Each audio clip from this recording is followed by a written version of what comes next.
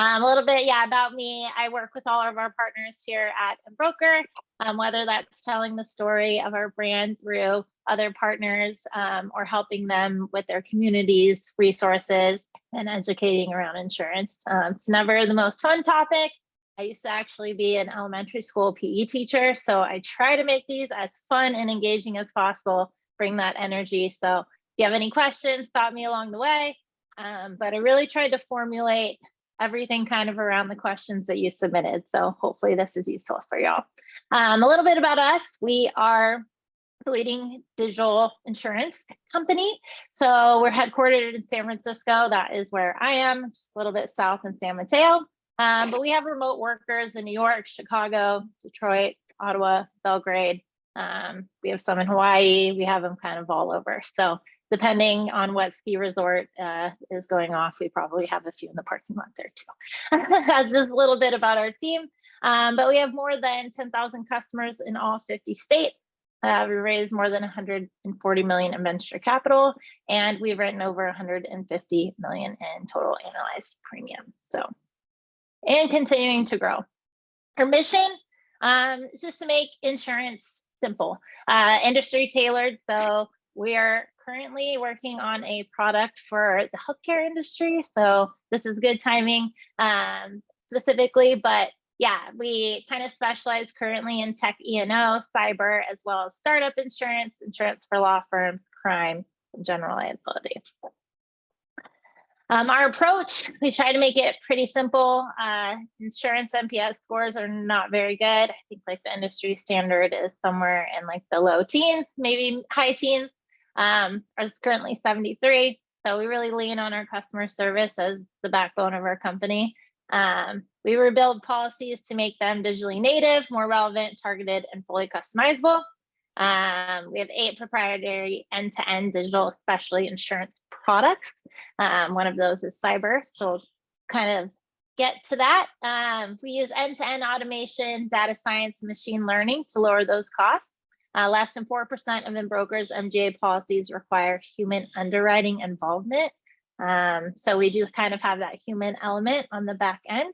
And then the distribution through proprietary, highly scalable digital marketing framework. So we actually have 170,000 unique users that visit our website monthly. Most of these are hitting up our blog, looking for different terms, different articles.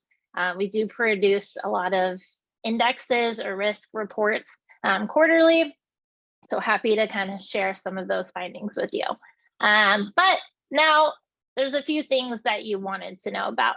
So the questions that we kind of came across that came for us were looking forward to hearing from Embroker and how other organizations are handling cybersecurity insurance.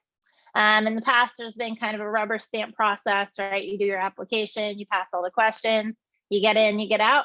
But postures are changing. The climate is changing for cybersecurity. I have been following up a lot with the AI developments in cybersecurity. It's a really interesting time. So we'll touch on a little bit of that as well. But wanted to share the current statistics around cybers, incident policies, as well as some trends in the industry. So start out with, tried to take some different conglomerates of information, not just from us, but from outside sources. So 2015, cybercrime costs were around $3 trillion, and it is on track for 2025 to be at that 10.5 mark. So it's kind of some pretty consistent insufficient security measures that we see across lots of companies. So 45% say their processes are inefficient at mitigating attacks, whether that's phishing, maybe you don't have MFAs. I think there's a statistic of last year, only 2% of all Twitter users were using an MFA with their Twitter login. So, I mean, with bots, you can kind of assume, but just looking at those kind of things in your posture. Frequency of attacks, 66% have experienced a cyber attack in the past 12 months, whether that be phishing, email, text, call. And then the background of attacks, 69% say that cyber attacks are becoming more targeted. You're going to see this with AI. They're going to look more human-like. The things that you saw before that were like, hey, maybe some spelling errors, punctuation, grammar, those are going to kind of go to the wayside.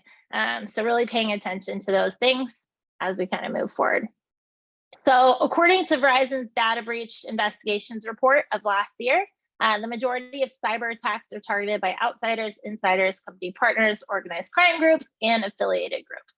So just wanted to put a breakdown of traditionally where these are coming from, who are the culprits. So most common ones are on small businesses. I put on the left side the holistic of all of our companies are on the right. So outsiders are kind of going to be your big and internal bad actors. Really have to watch for those organized crime criminals and for more attacker options. So I think the other interesting part here is by industry. I know a lot of us are in healthcare. I heard some different things, data. We work a lot with startups. I do a lot of talks with founders around their different postures in insurance. So I wanted to add that too, but a lot of startups, not a lot, but 14% don't actually have any cyber insurance. Of those, they usually say that cost is the reason. I would go deeper. If you ask customers really what it is they're not sure if it's worth it to them. They don't know if that cost is going to really help them. So I'll be devil's advocate there, but startups that have cyber insurance, only 50% believe that their policies would only partially cover them, or 27% compared those that answered this way in 2021. So I think people are starting to really pay attention a little bit more, obviously, and then meeting the requirements and needs of customers and vendors, providing additional services to respond to cybersecurity attacks, and servicing the need for supplemental cybersecurity protections are why companies are saying that they're getting it. I would also go further. I would say contractual obligations. How many of you work with a vendor that makes you have cybersecurity? I would say probably the majority of people in this room if it's HIPAA compliant. So even diving a little bit deeper. Cool graphic on the right here. This kind of does it by industry and then type of threat. So you can kind of see the more dots, more concentration of dots, the more threat. So you see a lot of like DDoS within financial, web applications and information, particularly in healthcare. For you guys, it's pretty spread out across all of them. So even more important that we understand what our cybersecurity posture is, what that looks like, and really what your policy does. So another part of cybersecurity I think people don't realize is like the long tail costs associated with it. And in claims, I know people were interested about that, but these can go on for almost up to 3 years. I saw something that the litigation and the full investigation of a cybersecurity claim can take up to 200 days. And usually it's around the 160. When you're working with customers and you're trying to figure out how to communicate this, what's really the extent, it's a hard conversation. So just kind of thinking about what that really means, not just now when you make that decision, but in the future. But these costs include lost data, business disruption, revenue losses from system downtime, notification costs, or even damage to brand's reputation. We've seen some cybersecurity companies in the password space, particularly recently. And so it can happen, and just being kind of aware. So I wanted to kind of just wrap up at the end with a little bit of how to lower the risk of fatal cyber attacks. Reducing data transfer. So just being aware, having processes around that, keeping sensitive data safe, download carefully, make sure you're not doing all the attachment stuff. As an email company, Paubox really help you guys, but knowing the things that you're doing on your personal phones, outside work, outside of your computers, all of that matters. Improving your passwords. So using MFA, some sort of manager, 2auth, updating your software, making sure your computers are always up to date, have something in Slack, IT providers, making sure that you guys are staying up to date in your Slack channels of saying like, hey, make sure you have the latest download, monitoring for data leaks, and then developing a breach response plan. So One of the last things too, I think one of the questions was specifically around claims and who's purchasing insurance. So I wanted to share this graphic, but when it comes to purchasing cyber insurance, including evaluating premium rates and limits, founders cite their decision are most likely motivated by, and this is different than we've seen in the past, but tensions around foreign relations, 40%.